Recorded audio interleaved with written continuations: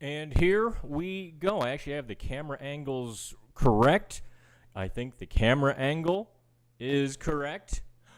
And there we are. We're not in a car on our way to New York.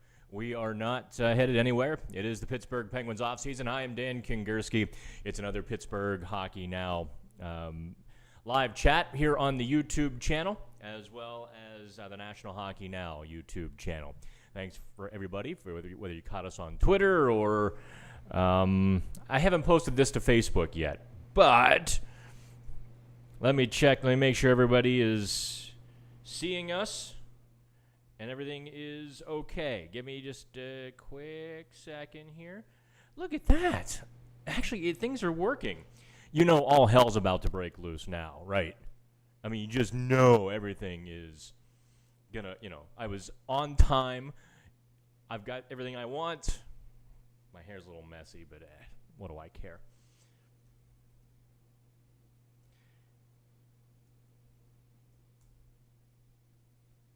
Okay, so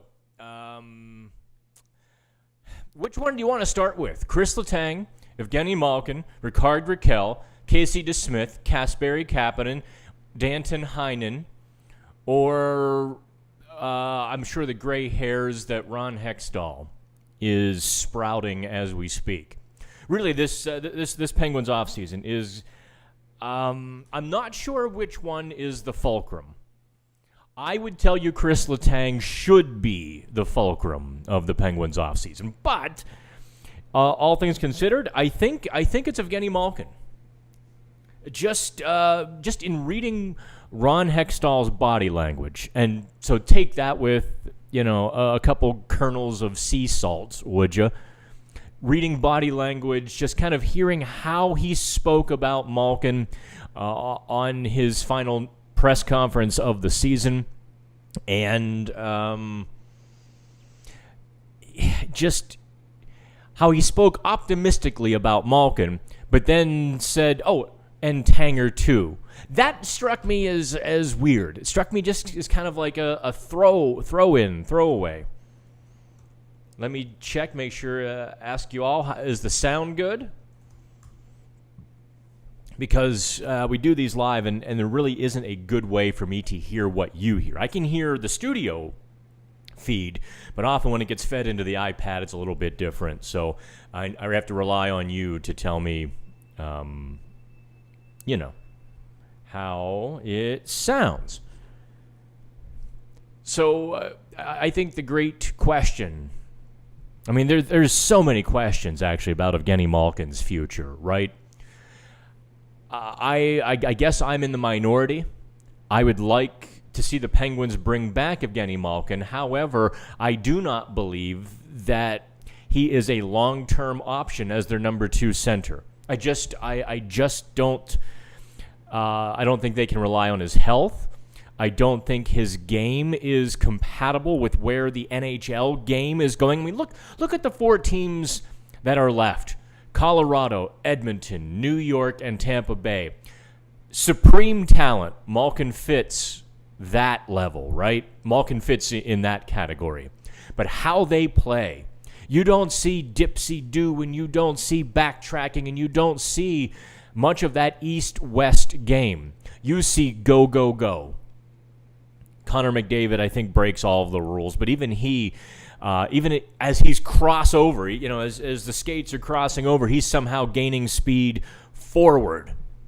He might be the best skater in NHL history, and I know I say that with Paul Coffey and Bobby Orr, days gone past. I don't think anybody can do what McDavid does. I just don't. It's incredible how he plays the game at that speed with those kind of hands. And anyway, but more to my point, I do not believe that Evgeni Malkin can keep up for an 82-game season in the middle anymore. I asked Mike Sullivan back in January or so, what about Malkin, and he thought of moving him to the wing to ease him back, and he gave me a straight answer. No, he's a great center. We view him as a center. He views himself as a center. case closed. I always circle Claude Giroux, though. The career resurgence Giroux had in his earlier 30s. What was Giroux, 31, 32 when he got flipped to the wing? And it was just, it was heaven for the Flyers' top line, anyway. So I think maybe my bias or my thoughts have maybe clouded my judgment just a hair. If Evgeni Malkin is a center and he wants $7 or $8 million, boy, that's a tough call. It really is it not? Because you look at the other options out there, and yes, Evgeni Malkin had a point per game. That's undeniable. The problem with Evgeni Malkin's game is he also spends half of his time in the defensive zone. Whereas Crosby spends about 1/3 or maybe 40% of his time in the defensive zone because they're able to get it out. Malkin spends half of his time. That's in the terms of hockey analytics and paper-thin margins, that extra 10%, or I guess actually it's kind of 20% more, 10% difference, however you want to parse numbers. That's huge. And so I think it was Bench Boss, who I follow on Twitter. I find him to be a smart, I think it's a him. If it's a her, I apologize. Made the point that, Vincent Trocheck had as many goals in an 82-game season as Malkin did in a 40-game season. And I'm like, that is absolutely true. But how many more goals would the team score? How much different would the goal differential be with a more north-south, speedier center to hop on the ice after Sidney Crosby? And I think that has to be taken into account. JCW, has anyone talked about Gino moving to the wing? I guess I just did, didn't I? Yeah, 87, 71, and 59. Boy, that would be a hell of a combo, wouldn't it? Whew, man. And that way you could put Rust with whatever second-line center you get, or you can put Malkin with... I have grand visions because I like Evgeni Malkin. I just like the guy. He's funny. He's, I like his throwback game. I mean, he plays the game kind of how I grew up watching it. With the Lemieux and the Jagers and the stick handling, but also the brute strength and combining all of that with the creativity, etc. I think Malkin has that more than any player of this generation. And the fact that he's given me more great quotes to run with. The guy's made me tons of money. So I'd like to see him stick around. Can you imagine him coming off the boards, lowering his shoulder, and going to the net with the puck? Good Lord. Show me two defensemen in the Metro Division who's going to stop the 6'3" bull if Malkin decides that's what he wants to do. There aren't. There really aren't those defensemen in the Metro Division. He would run over the Rangers defenseman. And I can't say the Capitals have any defenseman who could stop him. I'm trying to think. I guess the Islanders. Ryan Pollock is probably one who could do it. But you get my point, right? So yeah, I really do think that I'd like to see them re-sign Malkin, but I don't think he should be the second-line center of the next several years. But that might not be a mutual decision, or even a decision the Penguins want to entertain at all. All right, let me see here. Martin says Matheson, Poulin, and a second, or Marino, Poulin, and a second for Jeff Petrie. Martin, the cost on Petrie is not that high. If you want to, let's talk about KRis Letang. Let's put a pin in that, Martin. And first of all, why would you trade Mike Matheson, a 30-point defenseman who's making less than $5 million? Who can skate like that, who can bring the puck up through center ice? You don't give that up. Good Lord, Matheson is now much more valuable. Listen, I criticized the Hornquist-Matheson trade, and And as a friend of Matheson's told me, he's like, listen, you were fair. Mikey had to prove himself, but he has. And I agree. I think Mike Matheson has proven himself 5 times over. I mean, yeah, there are the occasional, wow, what was that kind of moments. He had a couple bad bounces off of him against the Rangers, but it's because he was actually in front of the net defending. And I think he's smart enough, and he's still young enough, he's going to learn from that. You're going to see, I think, him push a little more away from the net next season. Because he is a bright guy. You hear him talk about the game. See, look, Martin, I said put a pin in it, and now I've kept talking about it. Let's go to that guy, KRis Letang. All right, so I wrote, I guess about a week ago now, that the Penguins need to keep that guy and nuke the rest of the blue line. That they're coming up, the Penguins, I think everybody else is coming at it from the wrong end of the candle. Everyone else is like, oh, how do they replace KRis Letang? No, I think the real question is how do they replace the rest of the blue line? I think KRis Letang, I think Mike Matheson are the absolute definite keepers. I think Mark Friedman, at his relatively minuscule cost, is an absolute keeper. I think everybody else, including Brian Dumoulin, John Marino, Marcus Pettersson, Chad Ruedel, I think everybody else should not buy green bananas.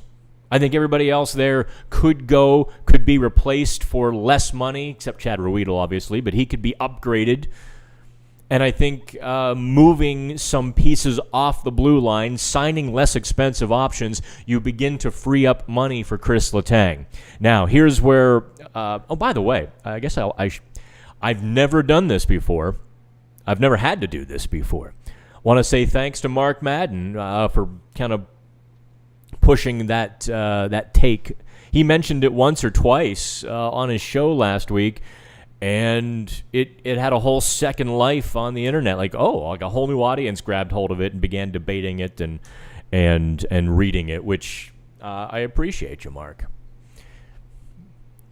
So, NEC, I hire Dave Molinari, and all of a sudden, I don't get apples thrown at me by the cool kids table anymore. So, what was I saying? Yeah, about KRis Letang. I think if the Penguins don't want to give 5 years, and I'd be really hesitant to give away 5 years to a 35-year-old defenseman, right? He turns 35 next season, right?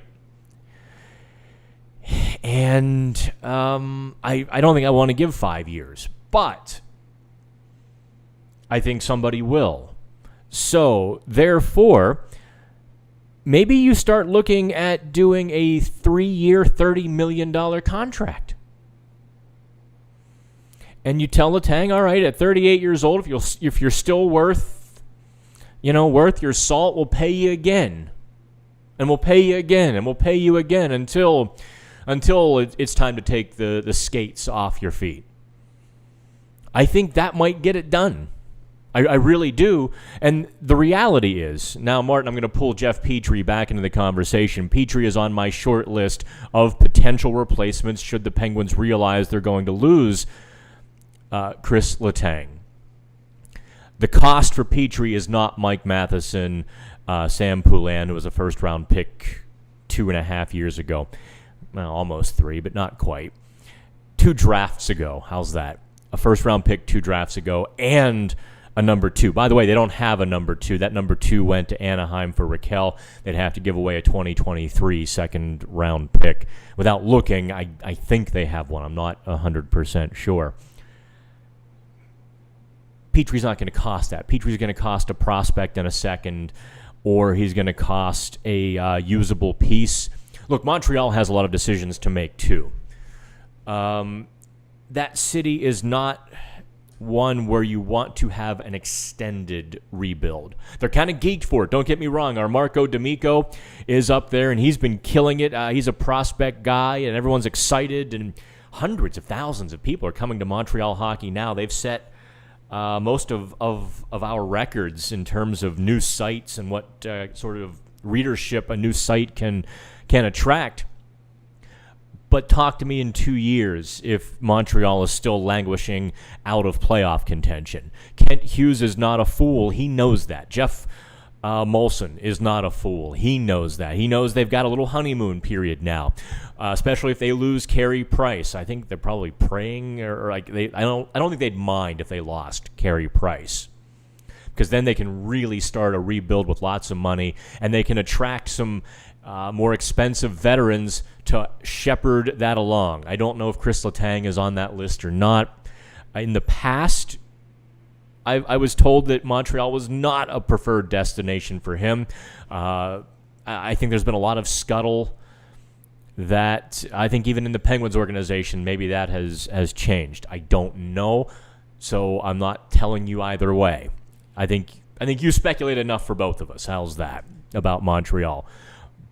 Jeff Petrie, though, if Montreal were to go after KRis Letang, or if Montreal goes into that rebuild, they're not going to want a 34-year-old defenseman. Petrie is not quite in KRis Letang's category, or should I start saying Christopher Letang?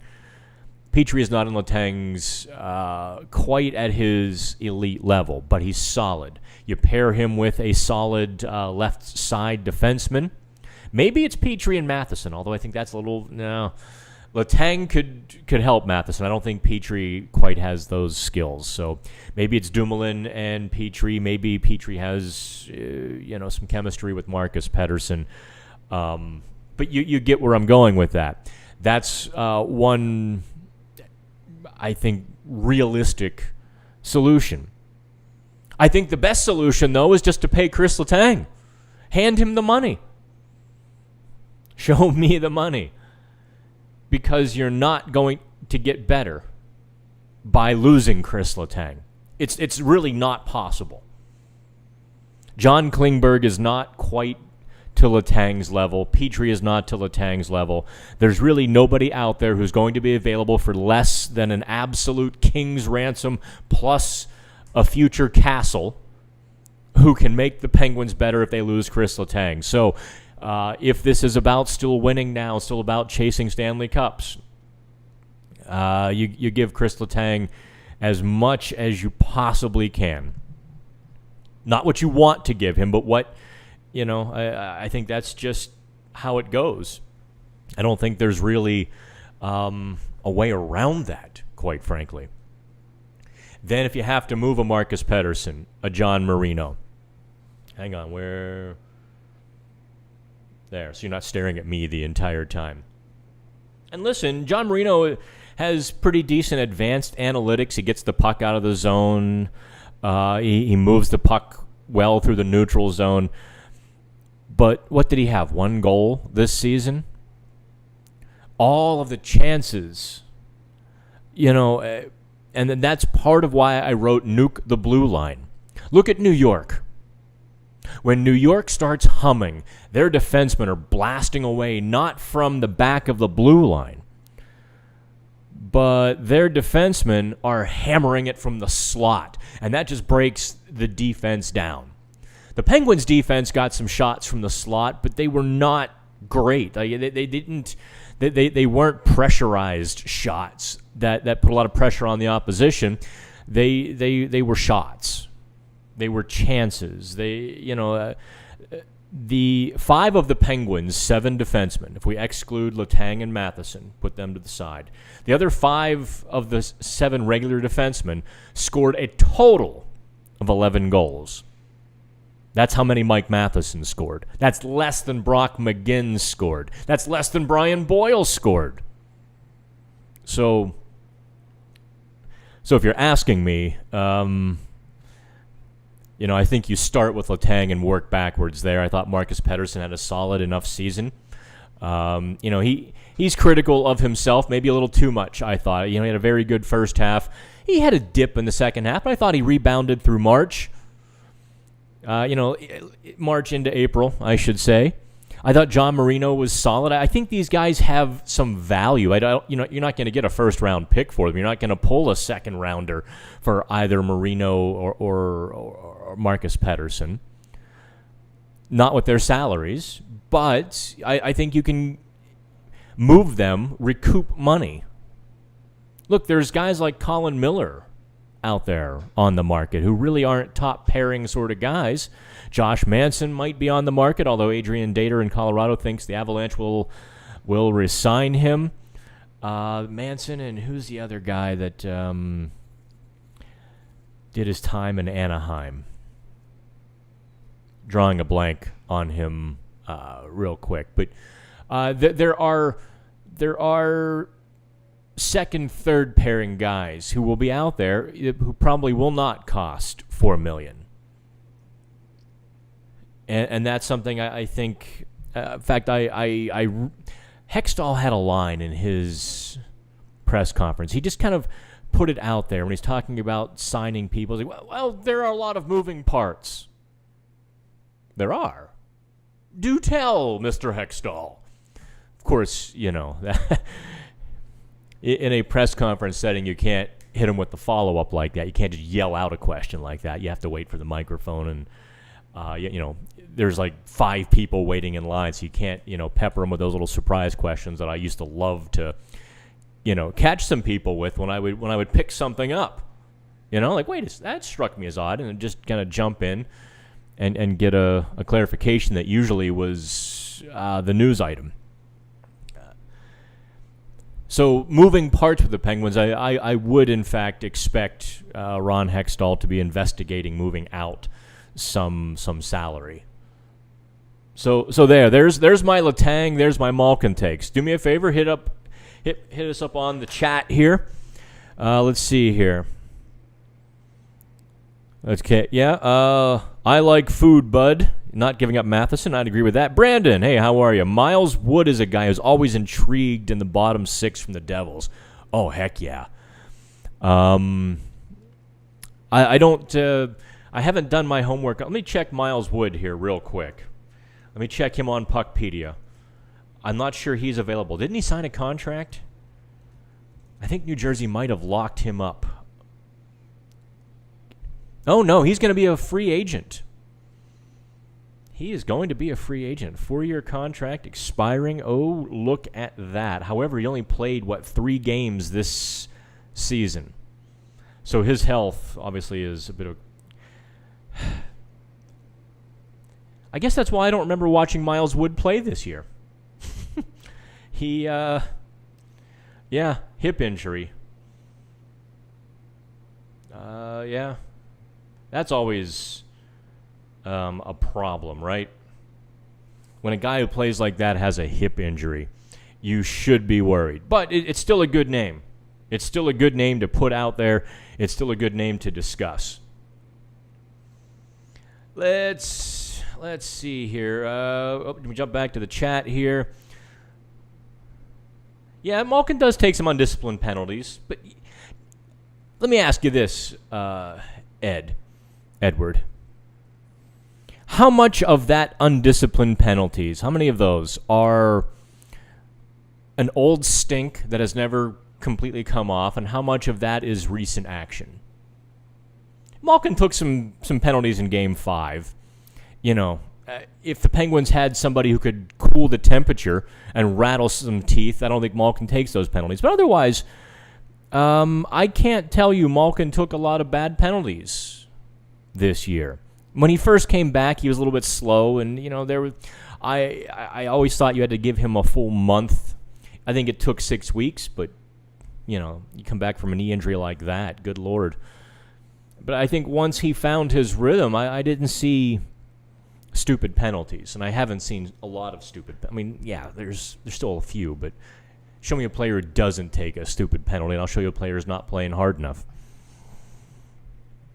Aaron says, I'm a Letang cynic.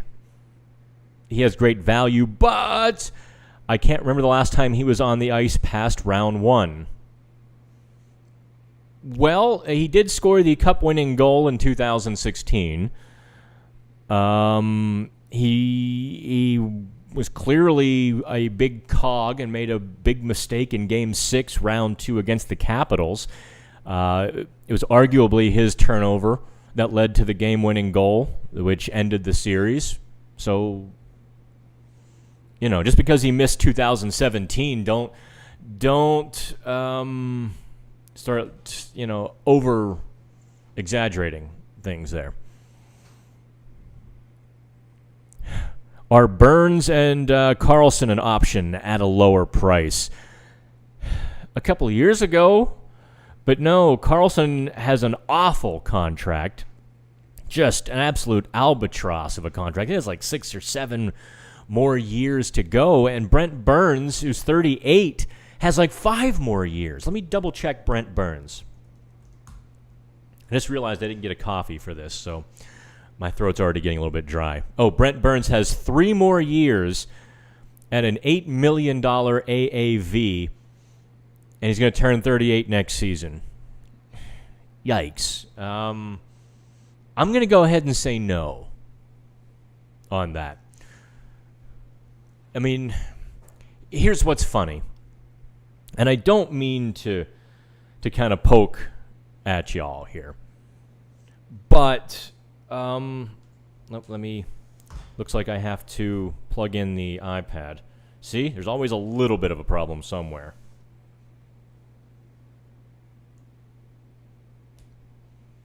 There. As I was saying, Brent Burns. More turnovers, more mistakes. You want to talk about a guy who could be a winger, like, Letang cynics. Man, if you get mad at KRis Letang, you will be absolutely furious at Brent Burns. And Erik Karlsson, I don't see as much of an option. I think his best hockey is behind him. I don't think we've seen good hockey, or great hockey anyway. We've seen some good, we haven't seen great hockey out of Erik Karlsson in some time, and you're not going to pay him the kind of money for the number of years he has. So let's go ahead and just cross that one off, shall we?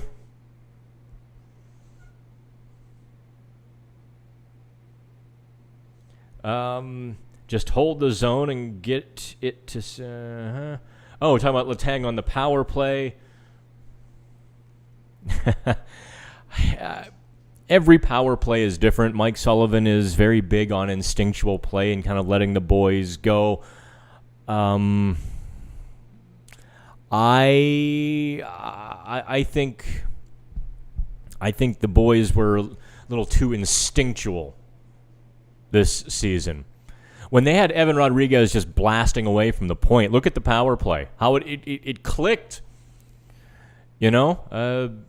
However, I'm not sure you want Jake Gensel as your net front guy. And I think everything they tried didn't work because of the lack of speed on their power play.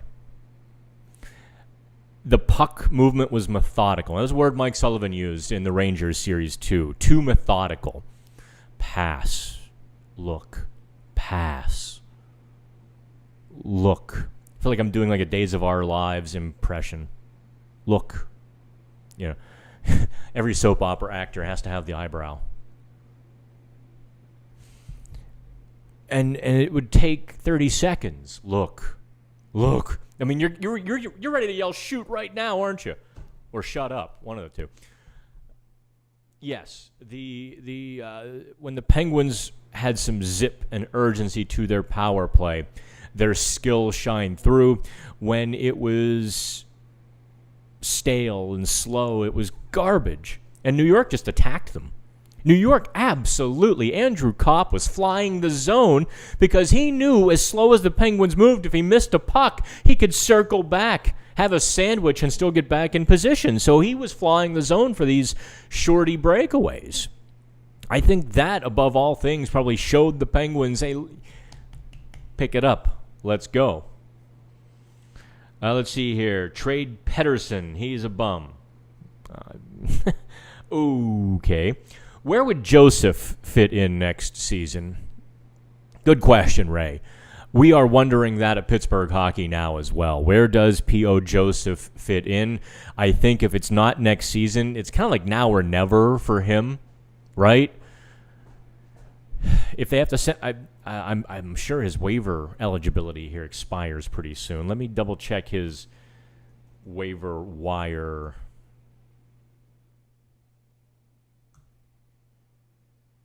Oh, you have to type in Pierre-Olivier Joseph on Puckpedia.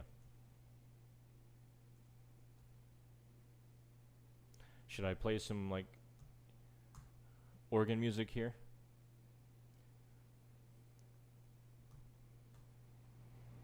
Okay, there he is.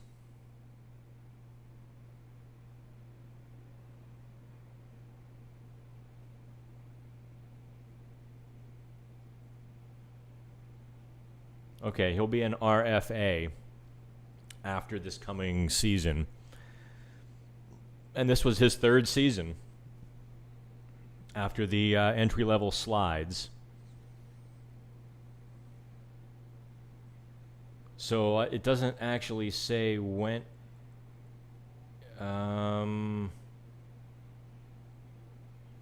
Yeah, it doesn't say when he's no longer waivers exempt. But so I would guess this coming season. And if they try to slip him through waivers after training camp, I'm grabbing him. That's not even a question. So where does P.O. Joseph fit? This isn't something we've dived into yet, but it's a good question, Ray. I would imagine Hextall's either A, going to clear a spot for him, B, trade him this summer. I mean, the draft is just about a month away. It's 7th and 8th in Montreal. And I guess the third option is to take him to training camp. Throw him in the deep end of the water and see what you got. And if you like it, then you trade somebody else after the fact. I mean, you kind of get that log jam that Jim Rutherford had to clear up a few years ago when he had Jack Johnson, John Marino kind of made everything sticky, and Eric Goodbranson. And it wound up being Goodbranson, the guy, not Jack Johnson, the guy who was out the door. So you can do that. I'm not sure I like putting yourself over the barrel, but it also sometimes, I guess, 2/3 of the outcomes, if you wait, work in your favor. Either he's not ready and nobody else wants him, so you get to keep him around a little bit longer. So I wish I could tell you, because clearly they've got 7, 8 NHL contracts already on the blue line. Should they sign Boyu for more strength? No, I don't really think so. I mean, look, if they get him on the cheap on kind of a two-way deal, okay. But I'm not. I think you guys know I'm a guy who advocates strength in some of the harder Western Canadian sort of hockey, right? And even I'm like, I don't think there's a spot for Boyu on the blue line. Just don't. Okay, I think the Penguins, given their style, Ray, and given the Penguins' style, they need a couple defensemen who can put the puck in the net or generate that pressure. And after that, then you can talk about guys with strength or, guys with fist or whatever else you might want. But you have to do that first. Okay, so that looks like the end of the questions. So fire away. Let me... Okay, good deal. So we've talked about Letang. We've talked about Malkin. I guess we've talked about John Marino. And, here's a little blooper. There's one blooper I'm holding back, and we debated publishing it. I asked Dave and Shelley if I should, and they both voted no. So I went with their votes. There was an interview this season. Those little goofy press conferences we have to do where the player stands in front of us and we all pass the microphone around to ask a question. And there was a player who slipped and meant something entirely different than what he said. Realized what he said was a complete and awesome double entendre. Stopped and started laughing. I was the only one filming, me and the Penguins crew. He's cracking up. I'm cracking up. I'm like, I can edit that out. Don't worry. But I kept that 24 seconds because, well, it's a great thing to show at parties. And It's one of those little blooper things that I've thought about. But here's one blooper I can share. I think this was Crosby's 500th goal game. Everybody was kind of goofing around. And there's Dominic Simone talking to Brian Boyle. I took a bigger picture, but I realized as I blew it up, I think the boys are having some fun with each other. What do you think? Anyway, I saw that picture, and I don't know that if I've shared it with you before. Let's talk about this guy, Casey DeSmith. Now, he was unquestionably bad for the first half season plus. He actually changed skates. He credited that with, helping improve his game. He was pretty good in the second half, wasn't he? I mean, he was solid. Tristan Jarry had a little bit of a bobble and a little bit of an injury, and Casey DeSmith picked up the slack. I thought competently. However, for the second consecutive year, Casey DeSmith was not available when the Penguins needed him most, and that's a huge problem. Again, kind of a downstairs muscle issue. Groin or hamstring or whatever he had going on. I think it was a groin this year. And, he tried to move in that second overtime, I guess. Second overtime? They all run together. And realized he couldn't. So he pulled himself out, and we got the spicy pork story, etc. That's become a little bit of a Penguins legend, I guess. Casey DeSmith makes almost no money comparatively to backup goalies. But if he's not there, that's twice in a row that, I think if DeSmith plays that series against the Rangers, they win. If not in 5, in 6. If Casey DeSmith plays against the Islanders in 2021, I think I'm not as confident, but the Penguins would have had a much better chance because they outplayed both New York teams. I mean, the scoring chances and the puck possession and everything trended the Penguins' way except the scoreboard. The number of soft goals that the Penguins' playoff opponents have scored in the last 2 playoff series is probably well over a handful. One can change a series, and the Penguins have given up a handful, including the Game 6 winner. So, if you're asking my opinion, I think the Penguins really should take a look. And no, it's not going to happen. They are not getting Marc-Andre Fleury. Why in the world would Fleury come and play for the peanuts the Penguins will have to spend? Why would he come to play 25 or 30 games? Because he loves the city that much? Come on. I mean, let's be a little bit realistic here. Unless Fleury is just ready to throw in the towel. Unless he's like, you know what, I've got one more year in me and I don't care. And I'm not sure I want a goalie who's in that frame of mind. I've got one more year. I don't care about money or playing time. That's, that competitive fire is, I think, fundamental to success in professional sports. And a player who would give that up, I'm trying to think of Groucho Marx's line. I'd never be a part of any club that would have me as a member. And that's... Let me jump on Puck PD here, because I know Dave Molinari took a look at the UFAs.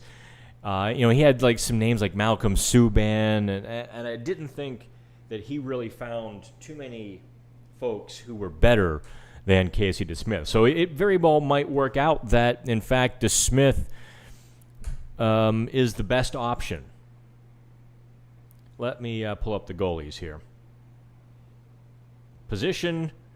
Puckpedia is great, is it not?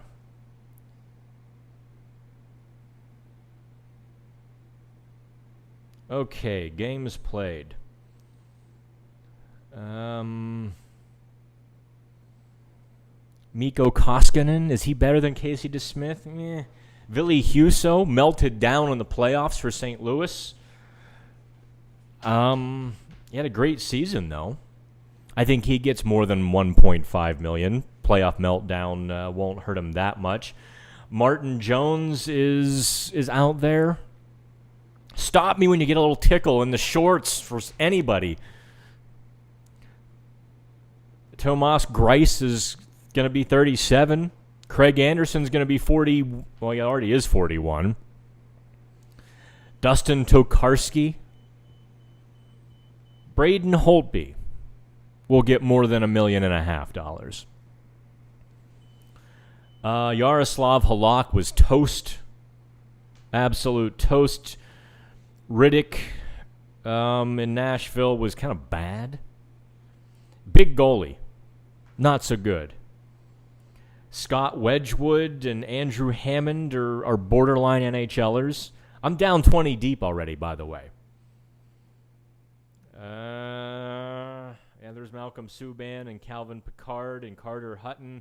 Carter Hutton's long past his expiration date. Louis Domingue, Garrett Sparks, Michael Hauser, Alex Lyon, Michael Hutchinson, Keith Kincaid, Corey Schneider.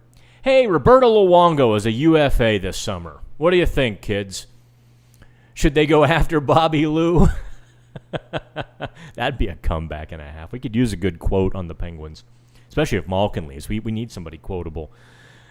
Yeah, that's not a great list. So I'm looking at Ville Husso, maybe Martin Jones, Casey DeSmith. I think you check in with Braden Holtby if he takes $2 million. Okay, but look, the Capitals need a goalie too. Come on, Holtby's going back to DC if the money's remotely close. So any backup goalie would probably have to come via trade, certainly not the free agent market. So I guess you might re-sign that guy and just hope for the best. Don't let him play in the entire month of March next year. Keep him healthy. So let's get to who else you want to talk about?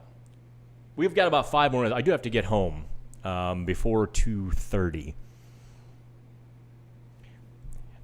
I know this sounds really bougie, but I'm such a bad housekeeper. I paid a maid. They come like once every 3 weeks. I don't know. They do my floors and they clean the bathroom and the kitchen and I don't have to, which is the important part of that equation. I don't have to. But I also always feel the need to clean up before they come over. I have no idea why. Why? I think everyone does this though. You clean up before the maid. You don't want them to think you're a pig. Talk about first world problems, huh? I should thank you all for your generosity in allowing me to waste money every month to do something like that. Oh, okay, let me jump back here to the questions. Let's see where we're at here. Best two-way FA available this year, two-way? You don't mean a two-way contract, do you, Ed? You mean like in terms of playing both ends of the ice. I looked at a couple right wingers yesterday on Pittsburgh Hockey Now, and we haven't even touched Rakell. I think Rakell is an easy sign. Like if he wants $4 million for 4 years, done. 4.5. But I think some general manager is going to offer him in the low fives. I can see Rakell getting a 25-5 contract or a 5.25. I can see it. I think he showed enough with the Penguins. His hockey IQ, his finishing ability, his skating. I mean, I think he just blended so well with the Penguins that a GM who's got a center but not a good sidecar has to be looking at Rakell like, oh yeah, that's my guy. I'm going to scoop in and not pay $7 million. I'm going to get him for $5 million, and I'm going to get more bang for my buck. Can the Penguins go to 5 for Rakell? I don't think so. So I was looking, if you want to talk about two-way free agents, Nino Niederreiter could be a guy. Niederreiter's making 5.5. I don't think he's worth anything close to that. I think, he falls down into that 4.5 category. But he knows, he can skate. He knows how to get in between the dots and go to the net. He certainly is a Penguins pest, is he not? Riley Smith is going to outkick the coverage. I'm not quite sure how to pronounce his name in Toronto. Ilya Mayhev. The Russian winger who made 1.6 this year, had a terrible year last year. 17 points in 54 games, and he only played 54 games because he spent time in the press box watching. So, he had 21 goals this year, including 4 shorties, so he can kill penalties. I'm big on the Penguins adding some guys who can kill penalties. He could be a bargain option in that $3 million range. He's not a guy who's going to bring a lot of jam or sandpaper. He's 6'3", which is good, but only $195, and he's not a heavy player by any means. But 4 shorthanded goals, I'm listening. Right? I think what did the Penguins have this year? 3? As a team, they had 3. Do I think P.O. Joseph will be ready for 2023 as a contributor? John, I'm going to say no. You and we've all talked about P.O. Joseph in the past, and I was a big supporter. I pushed. I think P.O.'s time was a year ago. And I think he's begun to languish a little bit, or a lot, quite frankly. What I saw this year when he played in the NHL, I saw a vanilla defenseman. I saw a guy trying to be something he is not. I saw a guy trying to fit his perception of what somebody else wants him to be. That's what I saw with P.O. Joseph. I didn't see the electric defenseman that I saw a couple of years ago. Maybe it is better for P.O. Joseph to get a start somewhere else. I don't know. I honestly don't know about P.O. And that's just being as bluntly honest. I want to see him succeed. He's a gregarious kid. He's got the tools, but he wouldn't be the first player to try to fit himself, fit himself into a round hole when, in fact, he's a square peg. Let's see here. Fleury is the new Yager watch. Actually, Aaron, I think we're going to steal that. Let's see. Wrapping up here, could Stastny be a good option for the money? He had a pretty good season last year, but he's 36. He's going to be 37 on a one-year deal, maybe. But that's asking a lot. I mean, there's a lot that could go wrong there. If it goes wrong, you're screwed. Not my preference. Oli Mata. No, I don't. Look, Oli Mata is not the kind of defenseman the Penguins need. The Penguins need that zippy skating kind of guy who can actually, occasionally put one past the goalie. Call Pekka. Yeah, Pekka Rinne. Henrik Lundqvist. Yeah. I know. I was about to make a dark joke. We're not going to go with Henrik. It was funny. It was lighthearted. Do I think the Penguins have any interest in bringing James Neal back? No. He had 40 goals, 10 years ago. No, James Neal's not an NHL player any longer. Signed Vincent Trocheck, Owen Krebs. Get out of here, Owen. Get out. You go back to Vegas. That's our Vegas writer, Owen Krebs, chiming in. I don't want to be a general after the battle, but should we have gone after Kane, who signed for $1.3 million? I don't think so, Rusigrad. And the reason is there was just so much smoke around Evander Kane. Look, they got Rakell instead. So let me ask you, if Ryan Lindgren doesn't cheap shot Rakell on the first shift in Game 1, and that was a cheap shot. It was a head-hunting cheap shot. There's no two ways about it. It was a hit you in the head. Is Rakell not like a Penguins legend? because he played so well. 13 points in 19 games. Yeah, I know Kane kind of quieted everything and went to Edmonton, but that was a gamble and a half, and that just as easily could have wrecked the Oilers as it did, add them with a great player, quite frankly. Okay, kids, I'm going to wrap things up. It's been an absolute pleasure, and let me put my glasses back on so I don't forget them. I'm getting old. I can't read the screen with my glasses on, which is entirely backwards. Okay, that's 50. Do me a favor, like and share and subscribe. The new National Hockey Now is coming sooner than later. They're 2 months past their initial estimate deadline. I think maybe before the draft we'll have the app and the new platform, but do me a favor, subscribe to PHM Plus 2. Help me pay Dave and Shelley and still eat. So, all right, kids,